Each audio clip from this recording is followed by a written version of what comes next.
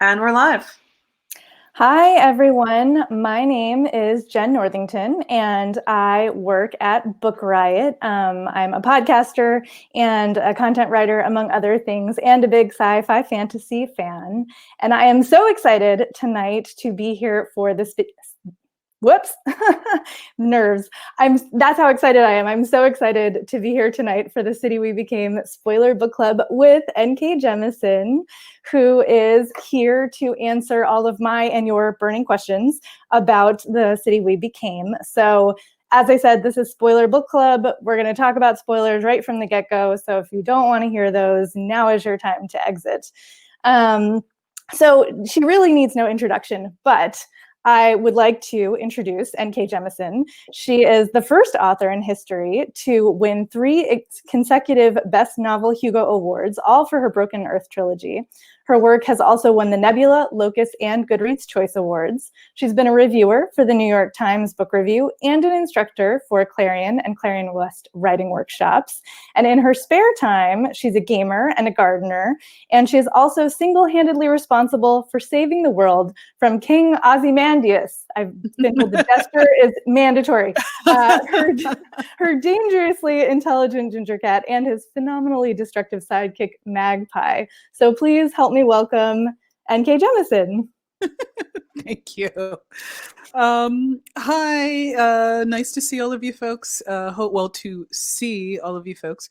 I hope that you are doing well in our lockdown joy and fun. I think this is going to be interesting. We're going to start with today's reading, and today's reading is actually going to be from the last chapter of the book, chapter 16.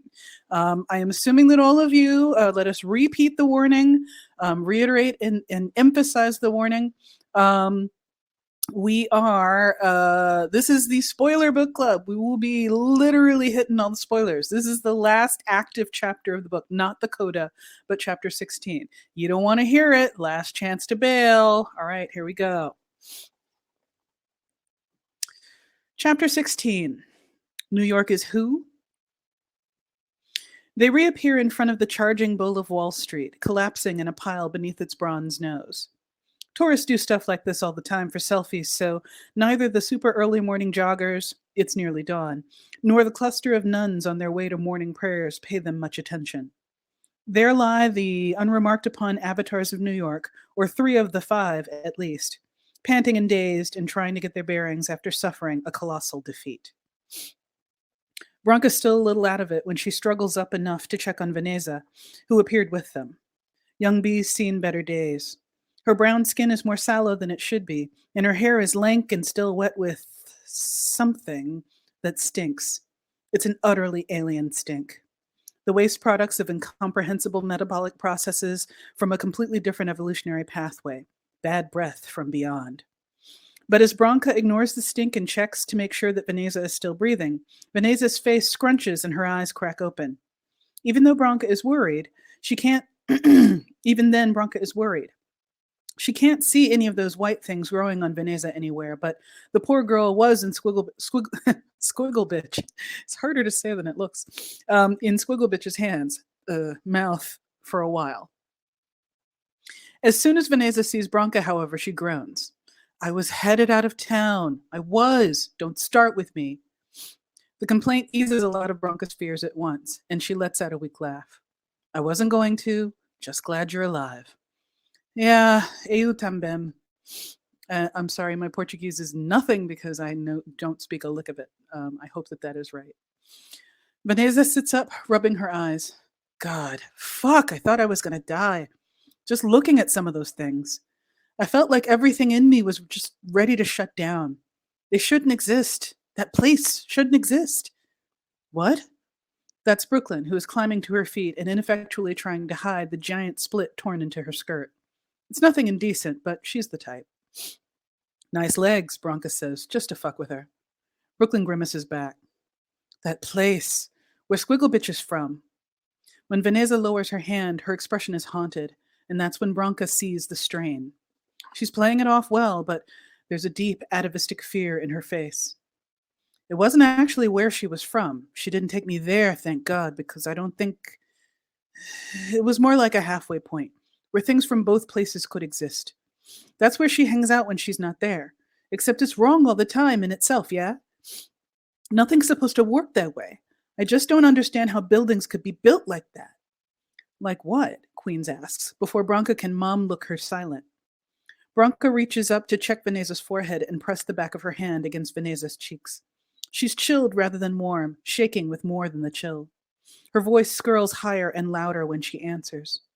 Like things that shouldn't exist, damn it. All skewy and... She scrunches her eyes shut. She's trembling so hard that it shakes her voice. The angles were fucked up, old bee. They were all wrong.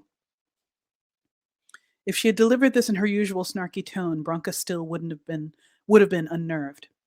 That Veneza instead drops it in a high-pitched stage whisper makes every little hair on Bronca's skin stand on end.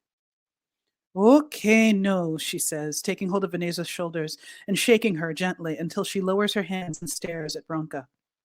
Stop thinking about that shit, she says. Some thoughts are poison. You can think them, but only when you've got the strength, or therapy, whichever floats your boat. Till then, right now, close it off. Focus on right here and now. I don't... But Veneza swallows and takes a deep breath. Okay, I'm gonna try. Abruptly, she grimaces, looking around. Why the fuck am I sitting on the ground? Gross. And she sniffs at herself, then makes a horrified face. Yeah, you're very rank, Queen says, though she's grinning, relieved to see Veneza's all right. When this is all over, I'll go home and get you some of that good incense. My auntie will probably send you 1,000,000 idlis, too, once I tell her you ate all of mine. Veneza giggles, and Bronca feels her relax. But then it's Queen's turn for a haunted look as she blinks and sobers. But it is all over, isn't it? Without Staten Island. I can't believe she did that. Brooklyn's frowning as she extends a hand to help each of them to their feet. To her shame, Bronca actually needs the help. She's exhausted, and her hip hurts, and her back is twinged something awful. I don't even know what she did. Like, that was Star Trek shit. We didn't go fast like when Manny carried us out of the center. We just went. She didn't even put us on the ferry. Straight up teleportation. Bronca rubs the small of her back. Well, now we know what her super special power is, I guess. Magic xenophobia. She looks around, then looks around again. Her stomach clenches. Hong. They all look. Hong is nowhere to be seen. Maybe he's gone back to his city? Queen's grimaces. He did keep saying he wanted to. Maybe he recovered first and... I'm gonna hope so, Brooklyn says grimly. I'm actually gonna hope he's just that much of an asshole, abandoning us while we were out of it. Because the alternative is that the strange, impossible, and instantaneous transit from Staten Island somehow left Hong elsewhere. In limbo, maybe, or nowhere at all. That's too much for Bronca to contemplate, so she doesn't, focusing instead on practical matters. And where's my fucking... Oh. Her old Jeep, none the worse for having been teleported across New York Harbor, is sitting next to the bull. There's already a parking ticket stuck under one of its wipers. Well, at least it wasn't towed. She sighs. Come on, then. I'll drive us to City Hall. She starts forward, then stops as Queens grabs her arm. You're not listening to me, Queen snaps. This is pointless. We can't wake up the primary, not without the fifth burrow. What are we going to do? Go there and let him eat us for nothing? Yes, Brooklyn says, glaring at her and moving around them to go to the car.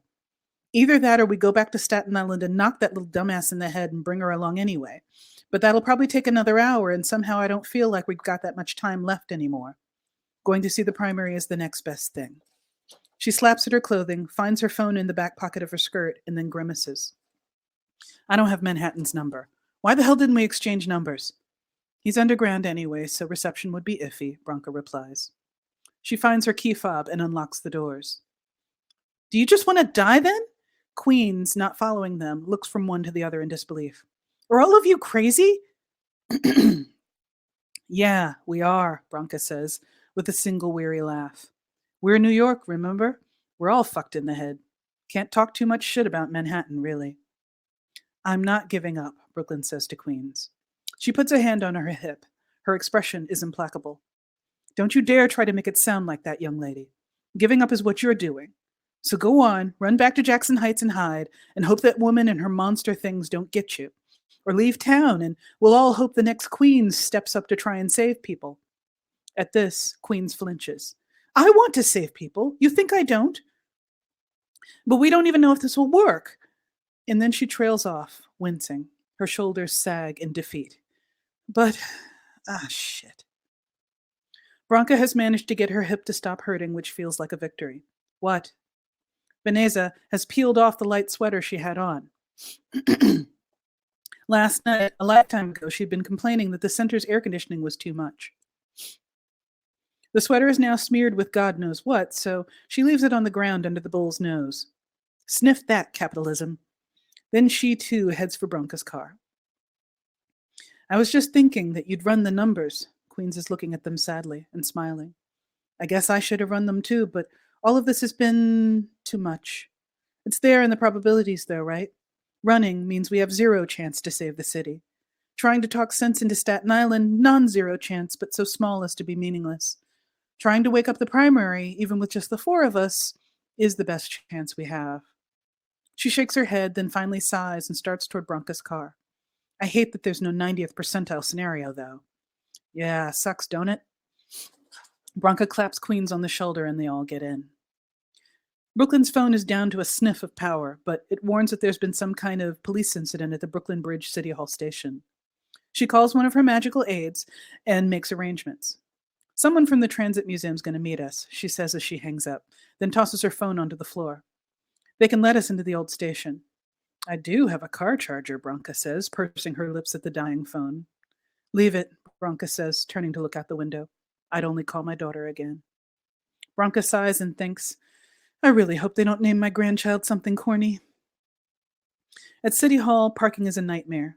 It takes half an hour to get there, even though it's not far. They might have walked faster, even if they'd stopped on every corner to watch the sunrise. The traffic has likely been caused by the weird white structures that seem to be sprouting all over the city now, at a rapidly accelerating rate. Branka drives past a gnarled tree-like thing with yawning, distorted faces in lieu of bowls, which has webbed up the little park between 2 financial services corporate headquarters. There's another small one on the south lawn of City Hall Park, like a white-humped frog without legs or eyes. Just a mouth and warts rooted to the ground and shivering as if it's cold. Worse than the structures are the people.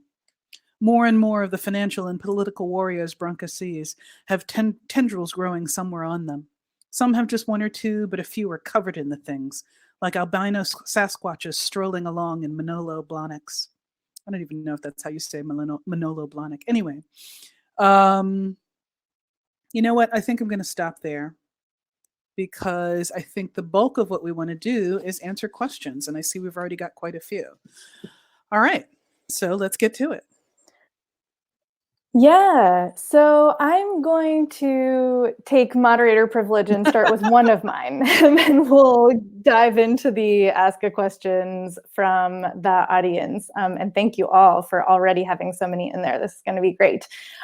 So I want to say that you've been in New York for about 13 years, is that right? As an adult, yes. When I was a kid, I lived here, roughly between the ages of like 2 and 5. And then after that, I moved to Mobile, Alabama, where I went to school during the school year and then came to New York during the summers and holidays.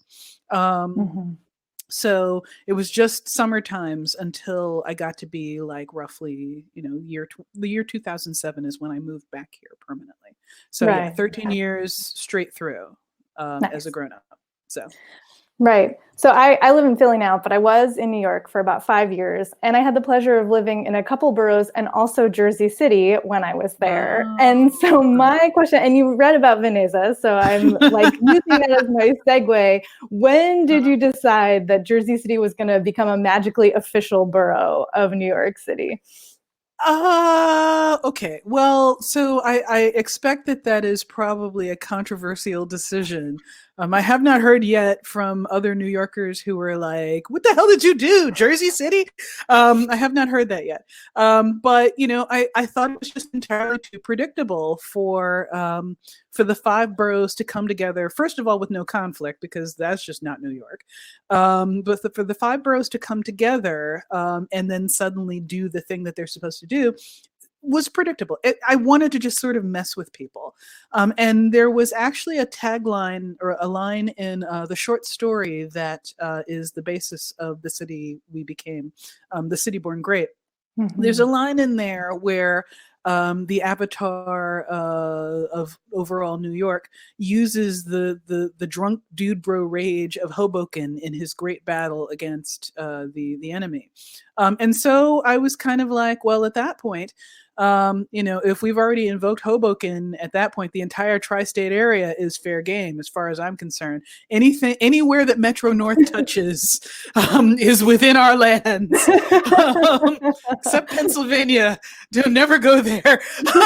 Anyway, so everything basically touched by the MTA or New Jersey Transit or Metro North,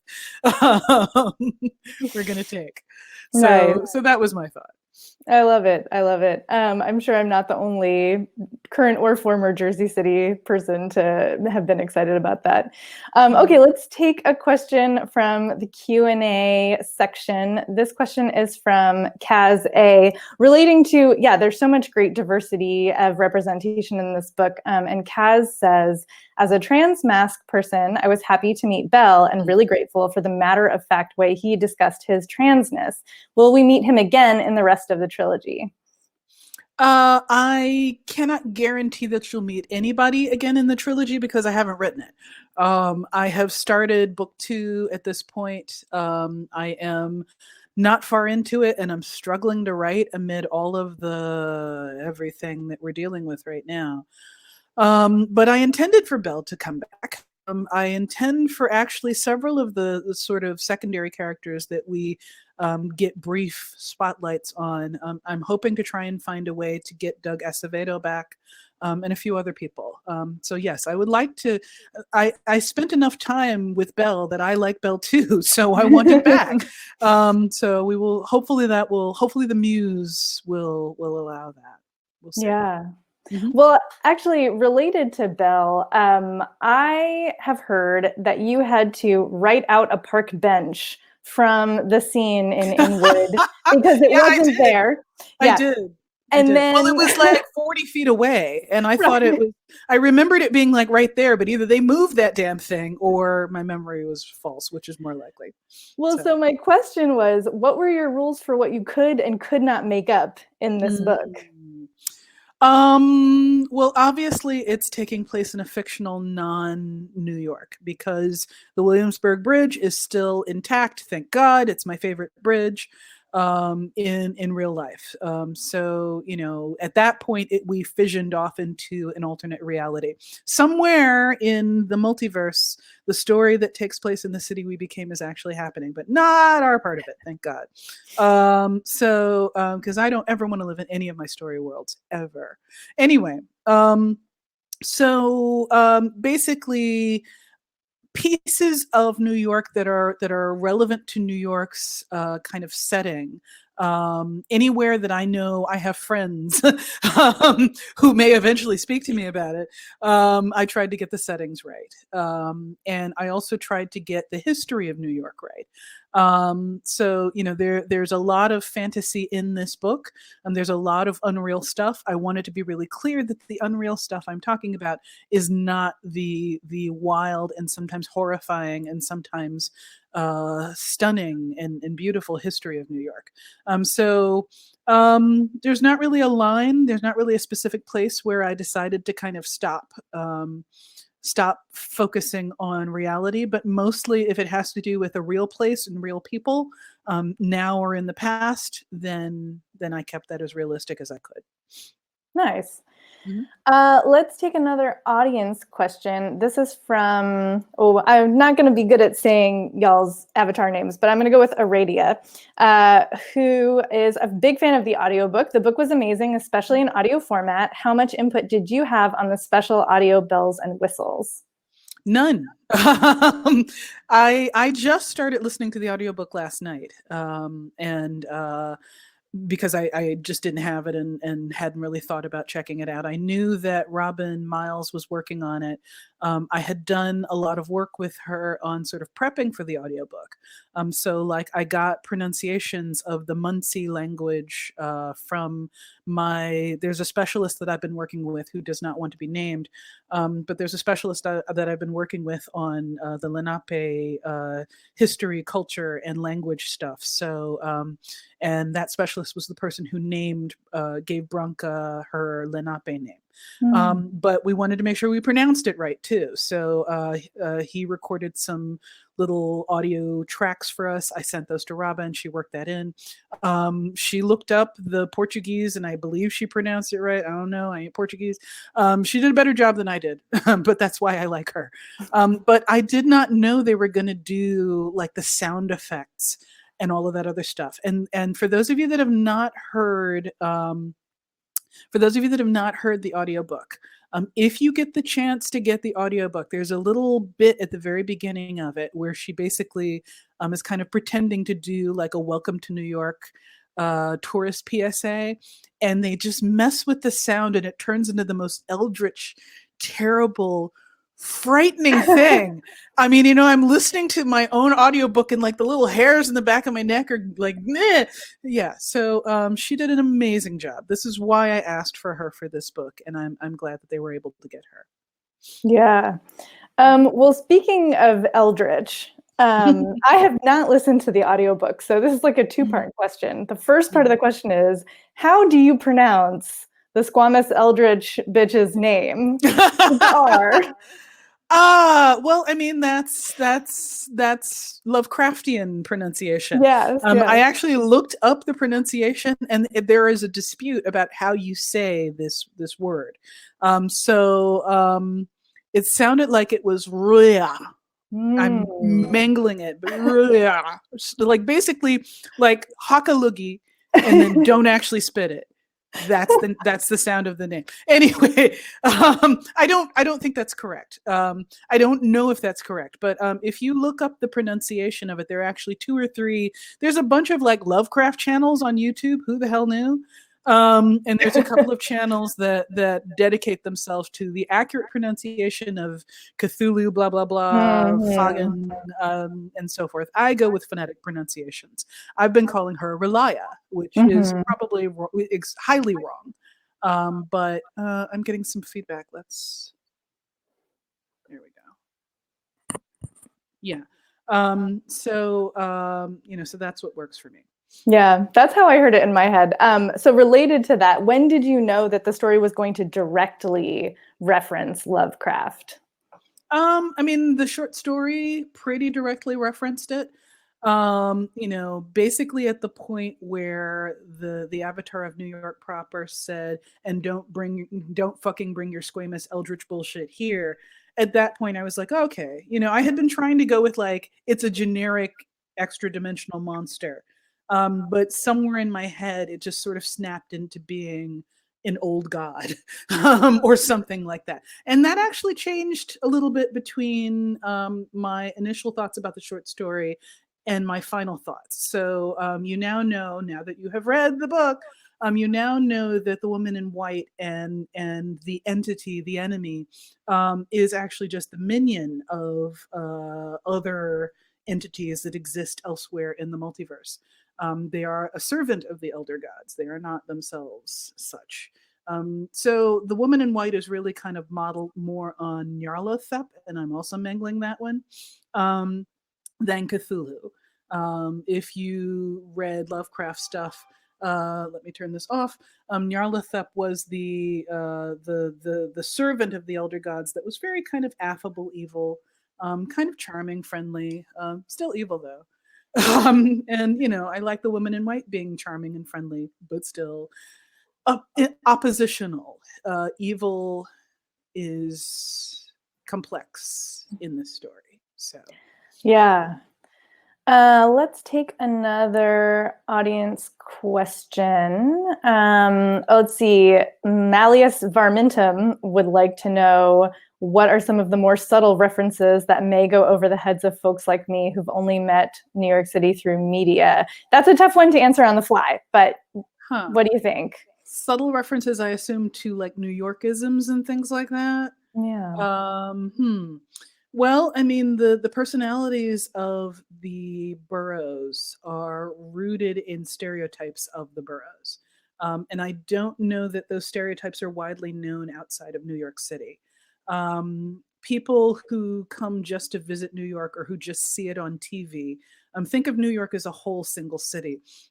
New Yorkers figure out pretty quickly that no, it's actually 5 cities plus like Jersey City and these other places that are like basically their own entities that are kind of encroaching on New York at any given time. Yonkers has a personality. I don't understand how Yonkers escaped New York, and Staten Island couldn't. I'm still trying to understand that. At varying times, Staten Island tried to escape and could not. So anyway, so I mean the personality pieces may not come through to non-New Yorkers. I tried to hang a lampshade on some of them. So I tried to make it very clear that part of the reason that Staten Island is as xenophobic as she is because Staten Island, at least stereotypically speaking, consists of people that don't like coming to New York, that don't think of themselves as part of New York. And it is the part of New York that votes red while the rest of the city votes blue. So it is sort of drastically different in personality and philosophy from the rest of New York.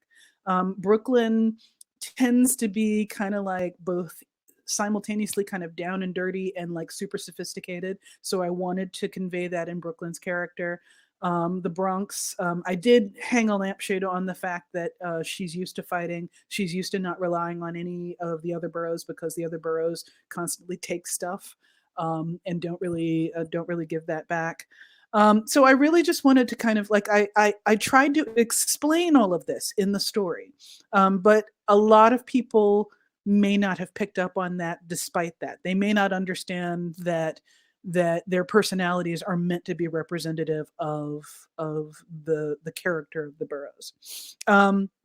So or they may not have understood how much that representation exists. So that's the only thing. Pretty much everything else, because I had Manhattan as one of my main viewpoint characters. This story, as you've seen, is kind of centered on Manhattan, Staten Island, and Bronx, the Bronx. Yeah. So I felt like I could not give full screen time to all 5 of the boroughs without making the book kind of a little longer than it needed to be and starting to bog down in places. In fact, I cut some chunks out of the perspectives of Brooklyn and Queens because I was trying to make them well-rounded 3-dimensional people, but there just really wasn't room to kind of squeeze that into the story. So they're coming across as a little bit flatter, I suspect, than the other 3. But fortunately, it's a trilogy. I can fix that. So yeah, that's it. Yeah, and just to confirm for Charlie and anybody else who is wondering, the next 2 books will take place in New York City. New York. Yes. Yes. So that's exciting. And we'll see, will we see more borough POVs? Because I was wondering that as well. How do you decide which ones to pick? Yeah. Well, I was able to center 3 in this one without bogging down the story. So I'm hoping that I'll be able to center 3 in each subsequent book. And it will move around a little bit. Manhattan is likely going to be central in all 3 because Manhattan is my extremely convenient character that needs things explained to him because he's the newbie. So also Manhattan is I don't want to spoil beyond this book. So Manhattan may remain central in all 3, but I can shift the others around, and we will see how that goes. Yeah, there's a audience question from Nikila Makar. Oh, my screen just moved. There it is. Oh, that was actually not the question I was looking for. Well, let's read it anyway. The question is, where did the idea for this whole book come from? It was such an interesting concept, especially all the metaphors for xenophobia and racism. And I'm guessing that it came out of the short story, so maybe we'll backtrack to where did the short story idea come from? I mean, that's kind of a where did you get your ideas question, and that's not really something I can easily answer because the answer to that is basically from being me. Um, I mean, when you ask any artist, where do you get their ideas? It's from being an artist. This is what makes us an artist. These things just happen. There's no why. We can't explain it. And so that said, I was kind of trying, I have done a bunch of like sort of city-based fiction, and I was trying to encapsulate a thing that I have experienced, in which I think a lot of people have probably experienced, probably all of you, where when you visit or move to a brand new city, you can often feel like an instant sense of like, I could live here. I like this place. This place, there's like a little ping somewhere inside you that's like, this city's character gets along with me. And I often compare it to like attraction. Like you meet somebody and you're like, yeah, okay, I could get along with this person. We could date. And then there's the people who you're like, get away from me. And cities are like that too. Cities have characters. Cities have personalities.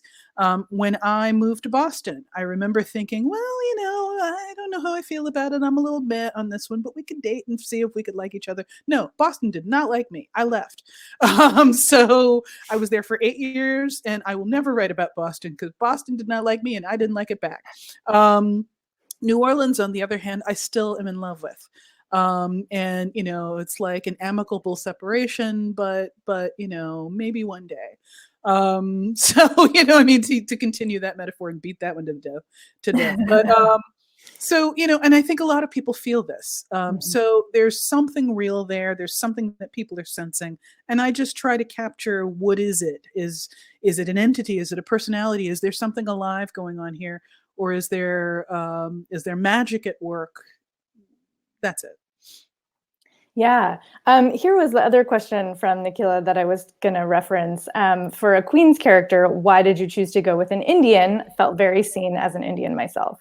Oh, literally because every time I go to Jackson Heights, I see mostly Indians. Now, granted, that's Jackson Heights. Jackson Heights is specifically a South Asian community primarily. And that's including, there's a lot of Cambodians there. There's a lot of people from different areas of Southeast Asia, but mostly it is South Asian. So that's kind of what I wanted to go with. And that was basically it. I mean, once I decided to center the story in Jackson Heights, I went to Jackson Heights. I walked around. I'm like, who am I seeing the most of? Okay, bam, that's my Queens. So I could have picked, Flushing. That would have been different. I don't like Flushing. So, it's better food in Jackson Heights. Anyway, so that's why I went to Jackson Heights. Because my favorite pho place is there. I mean, that seems like as good of a reason as any I've heard. Yeah, and I like idlis. So anyway. Well. Here's a fun one from Alex Lensicki. If you could leave the house and do one thing in NYC. Wait, it moved. Oh, no, I can't find it. Oh, there it is. When people upvoted, it moves around and then it moves on. Okay. Okay, if you could leave the house and do one thing in NYC as if we weren't under quarantine, what would it be? Oh, that's a good question.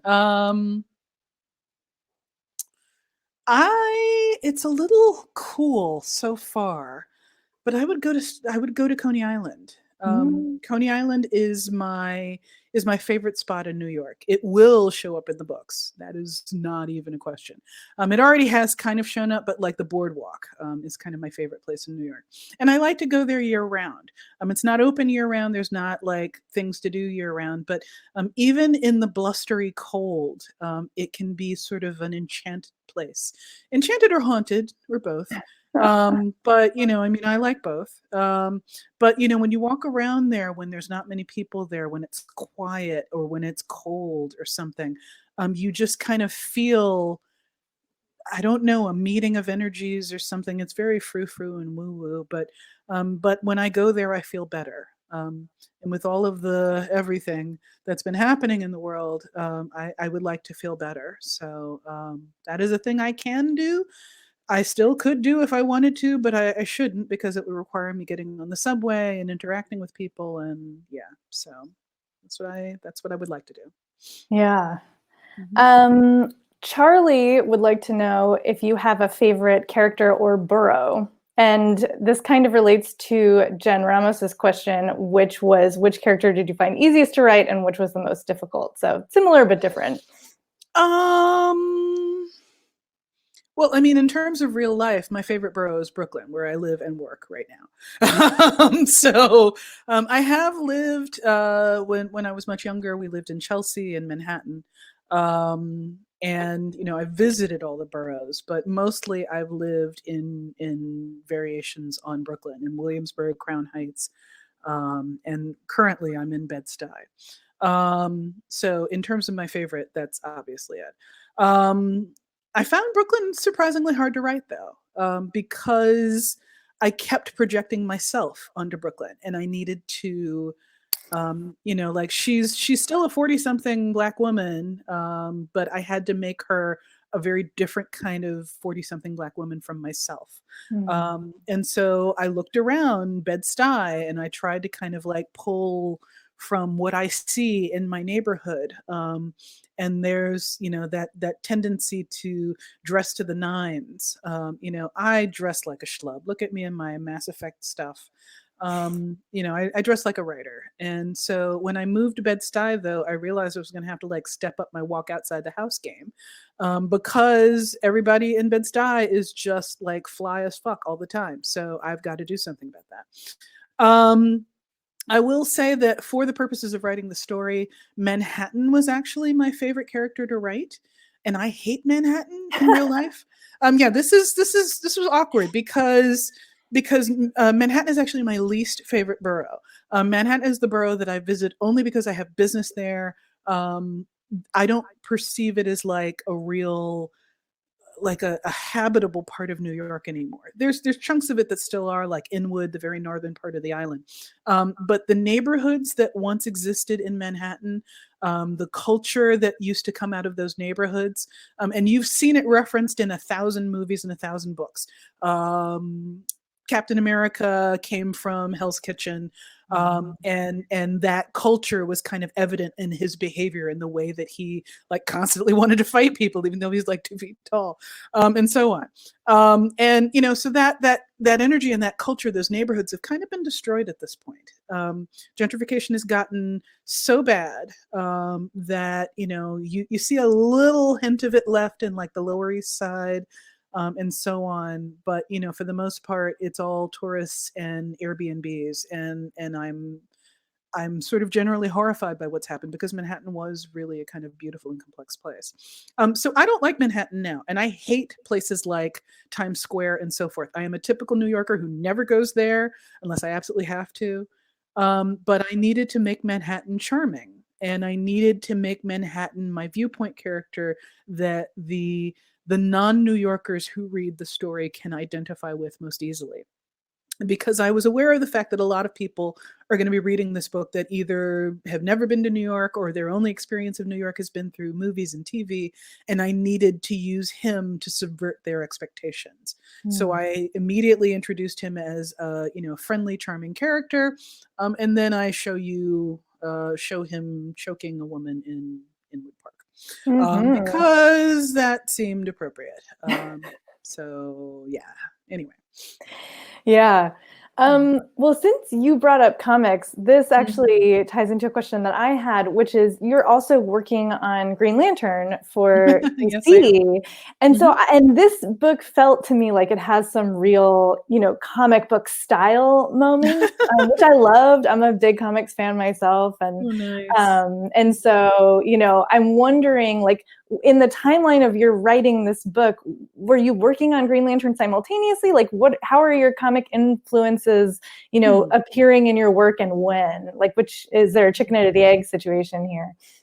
I was simultaneously working on Green Lantern, but Green Lantern Far Sector, if you, those of you that have not read it, excuse me, it is really about kind of a comic book superheroine as a lone sheriff on the frontier. So she's not really part of a team. It's not an ensemble cast. It's not that kind of comic book. And honestly, I have not read a lot of American superhero comic books. I do, however, come out of a manga and anime background. And I will say that the actual thing that lots of people in the chat like Far Sector. That's great to hear. So the thing that I was actually more kind of like deliberately checking here was Sentai shows and stuff. So Sentai is like basically 5-man team anime and manga. Power Rangers is a Sentai show. 5 characters who are supposedly different, but they all wear the exact same uniform, just in different colors, come together and form like Voltron. It's not usually that bad. It's not usually that bad. Power Rangers is actually kind of a terrible example of Sentai. I'm sorry if you're a fan. But I grew up on Voltron, the old school Voltron with the cats. Yes, I know it's been remade, but I still like the old one better. Anyway, so that was what I was kind of name checking was the 5-person team. Obviously, I kind of varied that up. I had initially kind of thought that I would make the 5 boroughs all young people. And then I realized that wasn't really representative of New York. So I wanted them to be varied in age, varied in background, that kind of thing. So that's basically it. Nice. There's some interesting comments related to this. Well, that's why Manny riding on top of the car was so familiar. What? I don't get that one. No, I'm enjoying Was the big Jotaro Kujo energy. The big Jotaro. I've actually never watched that stuff, but that show. But yeah, that was where I was coming from. So there is a question from the audience. Where did it go? Gosh, they move around so much, y'all. Yeah. It's very tricky to keep track of. Oh, here it is. From Mitch. How do you think the current crisis will affect the characters of the city as you move into book 2? Which I think relates to a previous question as well, from, where was it? Oh, George, asking how your work is going during the quarantine crisis. Yeah. My work is not going right now. I had done like a first chapter and actually done 2 or 3 test chapters to kind of figure out whose viewpoint I wanted to center in book 2. And I have struggled to write in the current hot mess. And I'm allowing myself that freedom. Now, granted, it's also partly because during this period of time, I had sort of budgeted to not be writing. I was supposed to be on physical tour right now, as you probably know. And if I had been on tour, I would not have been able to write. I can't write when I'm traveling. It doesn't go well. So I had planned to have a writing outage at this point in time. And it kind of works with my time budget. But there's going to come a point where I've got to start writing again, and I'm just going to have to like knuckle down and do it. But I'm letting myself not do it right now. And that's just because I'm kind of aware of the fact that when you're stressed about like the basics of daily living, when you're stressed about health and how much food you have in the house, and oh God, what happens if we run out of toilet paper? All of that, when can I leave the house? My father, I'm worried about him. Can I go see him? Is it safe? When you're worried about the basics, you're not going to be able to kind of handle sort of the non-real creativity. And I'm allowing myself the freedom to not really do a lot of stuff right But in terms of actually answering the question as far as what I'm going to do with working this into the story, I don't know. I have to keep in mind the fact that the publication schedule for books is often like a year past the actual writing of the book. So, for example, when I was writing The City We Became, when I had turned it in, it was in the process of being produced.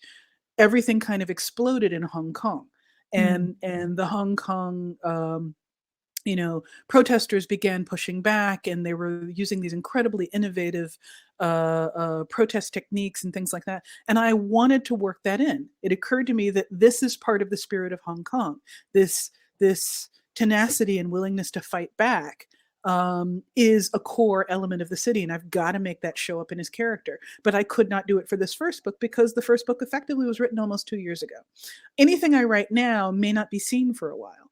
So I can't just simply up and put coronavirus in this, because by the time people read it, it's going to be out of date.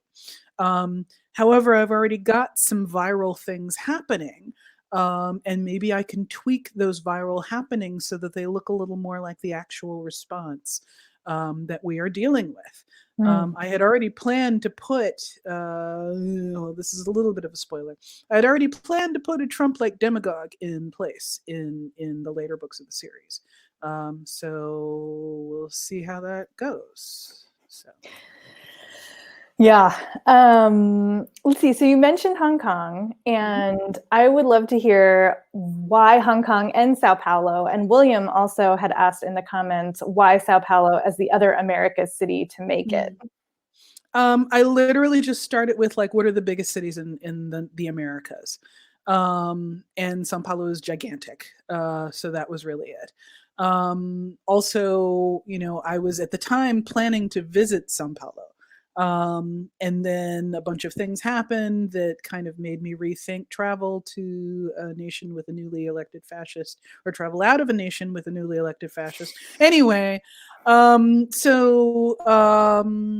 so I had to kind of table my plan to visit Sao Paulo. But I also had been thinking like, okay, what are the biggest cities in the Americas, and what city would I like to visit for research purposes? And that was, Brazil was high on the list of that. In particular, I'd actually been planning to visit Bahia, but Sao Paulo I would have been willing to do as well. And also with Hong Kong, I also had been hoping at some point to visit Hong Kong. And then around the time that I actually started planning that trip, then shit blew up in Hong Kong. So clearly my plans are not helping anybody. So maybe I should just stay here. Anyway. Well, luckily that's what we're all doing at the moment. So yeah, true enough. Let's see. Would you like to weigh in on the characteristics of true New York pizza for Malleus Vermentum? Let's switch to something lighter. Oh no. I will confess I'm a terrible New Yorker when it comes to pizza. I don't like pizza at all. I worked in higher education for 20 years, and every meeting, every event, there was pizza. Every time I turned around, it was fucking pizza. So, you work in a university for 20 years, you're going to come out hating pizza too. Even New York pizza, I'm so sorry. I will say, and this is a true blasphemy, Kaz A. I like Chicago deep dish. I know. I'm so sorry, guys. I know. But apart from this betrayal of New York, that's where I am. Yeah, you're lucky they can't actually make you leave, because I know. you just like lost your I'm New sure York. our numbers of attendees have just dropped right now. So. Oh gosh, pizza. Listen, I will stand for pineapple pepperoni pizza all day long. Okay, I don't even want to get me started. I'm like, we're going to have the pizza war now. It's okay. Oh no. We won't have a pizza war. We won't. A couple of people asked about Staten Island, and I saw that we had some Staten Islanders in the actual house. And what a complex character, and what I was trying to decide what the right word for how Iceland is written. Is it compassion? Is it empathy? I mean, there's a lot going on there. They're trying to kick me out now for my pineapple pizza. Sorry, y'all. How dare you? You're from Chicago. What the hell? Dare I? Okay, I'm sorry. So anyway, so talk a little bit about writing Staten Island for us before we close out too much more. Sure. Well, okay. So Staten Island, what I started with each of the boroughs was kind of its stereotype, and then I tried to riff on that. And stereotypes are harmful, even supposedly good stereotypes, just because they reduce people to a sort of single dimension. And what I wanted to do in every case was depict the stereotypical character as a human being. So we get Manny, but we have compassion for the fact that, or like what I intended was that we're able to empathize with all the stuff that he's going through, even as it turns out that he's kind of a horrible person. Not horrible, but just like there's some shit going on with him, and it's not good. And ditto with all of the boroughs. I actually wanted all of them to kind of show the negative characteristics of the boroughs as well as the positive characteristics. And to me, as a Black woman who has lived across the bridge from Staten Island for on and off for years, the piece of it that I'm always aware of is that Staten Island is not the safest place to go in certain neighborhoods if you look like me. And so, it's just a thing that I'm aware of. There's neighborhoods in Brooklyn that are like that. That's all over New York, and it's changed and fluxed over the course of my life. But my stereotype of Staten Island is that it is full of racist white people. So I was like, okay, well, so Staten Island is going to be a racist white woman, and then we're going to complicate that, and then we're going to show how she got to be the way that she is. We're going to show how much she is complicit in that and how much she is not really culpable for that.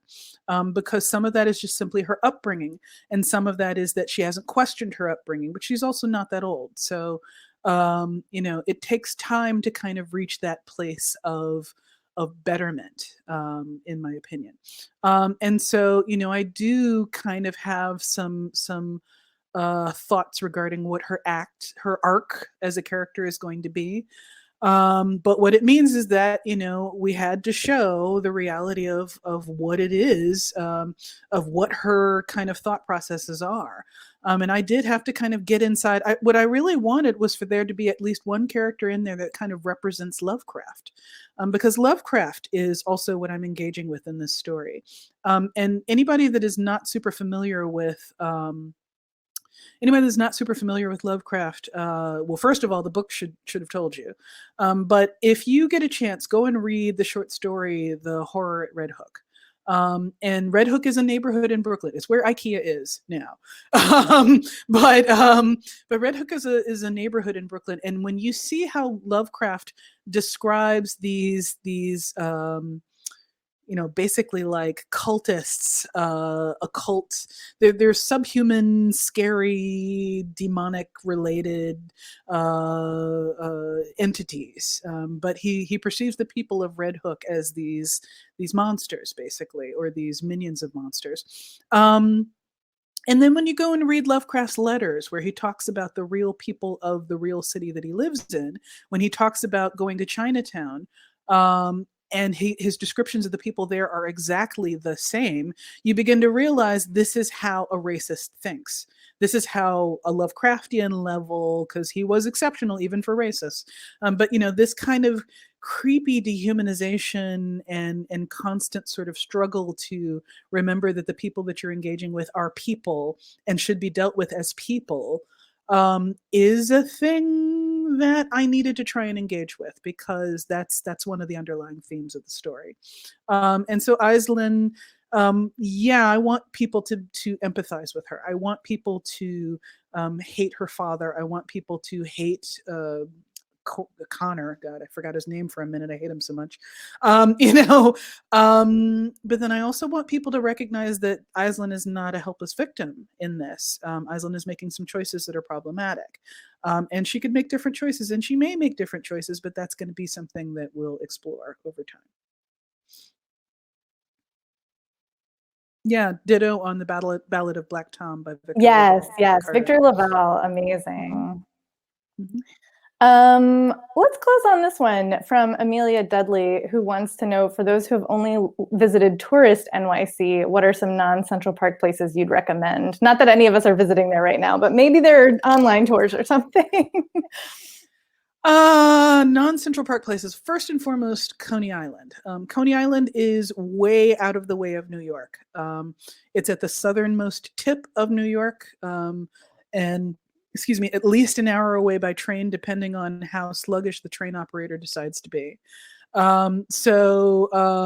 Solidly more than an hour. But it is a beach. You will be amazed to realize that this is part of New York. Because it's, just doesn't seem like it belongs in the city, but it's also so quintessentially New York in some ways. Let's see what else. City Island. City Island is, many people, like, for the longest time, I never heard of City Island, and I lived here for years before someone pointed out that there's this quaint New England-esque resort island in the middle of New York. It's super weird, but it's through the Bronx. I think you can get there most easily that way. Let's see what else. Don't go to Central Park, go to Prospect Park. Central Park has lots of amazing things and it's wonderful, but it's also overdeveloped and crowded. Prospect Park still feels like a park to me. Whereas Central Park has started to have, I love Central Park. It's the one part of New York that I genuinely love. I go to Shakespeare in the Park there all the time. And there is no Shakespeare in Prospect Park. Well, scratch that. Sometimes there is. But anyway, but visit Prospect Park if you want to feel like a real park. There's so many. There's so many. That's all I can think of off the top of my head. Do you have a favorite museum in the whole? I mean, you can pick from anywhere, obviously, but I really like the Cloisters. The Cloisters is a component of the Metropolitan Museum of Art. So if you are really gung-ho and you go to the Met and then you get your admission ticket to the Met, you can go to the Cloisters the same day for free. The problem is that the Met will exhaust you and the Cloisters will kill you.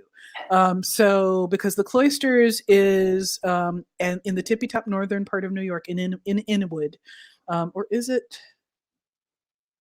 I think it's Inwood. It might be in Washington Heights, but anyway, so it's in Fort Tryon Park, so it's Inwood. But so when you get to the Cloisters, first off, you have to walk up like a small mountain to get to it. You can actually take a bus, but usually no one tells tourists that, so they climb a mountain to get to it, and then they get to the museum, and the museum does actually have elevators and such for people who are wheelchair users and so forth. But they don't tell you that either. So then you get inside the Cloisters, and it's a small medieval castle. Some rich New Yorker way back in the day basically bought a bunch of pieces of European castles and imported them to New York, and put them all together like Legos into like a fake European castle, and then filled it with medieval European art. And you guys all know that I don't write medieval European fantasy, but I am fascinated by the reality of medieval Europe. I was actually just there this past December with Kate Elliott, not Kate Elliott. Kate Elliott. Oh my gosh.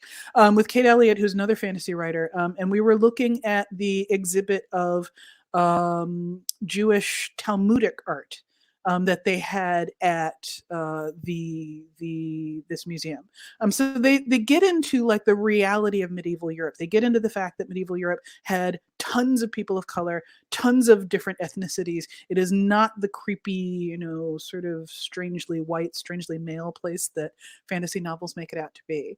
And so the Cloisters is interesting as hell, but make sure you have your walking shoes on, because there are elevators, but they don't tell you. And in order to get to most of the parts of the museum, you have to climb like 20 flights of steps. So you will get your exercise, though. Yeah. So. Yeah. Oh, that's a favorite of mine as well. Well, I think that's pretty much our hour. So unless there's any last things you want to tell everybody about, other places they should find you, things they should be excited about coming out, Patreon, I don't know. Yeah, I mean, nothing I can think of off the top of my head. I am doing my book tour now in virtual form. So any of you that signed up for book tour events with your local bookstore, I am still doing those. I'm just doing them now on Crowdcast and in other methods. And I wish all of you well. I wish all of you good health. And I wish all of us free of this varying degrees of nightmare and into something approaching stability, health, and joy at some point in the future. I will just say same. Thanks, everybody. Bye.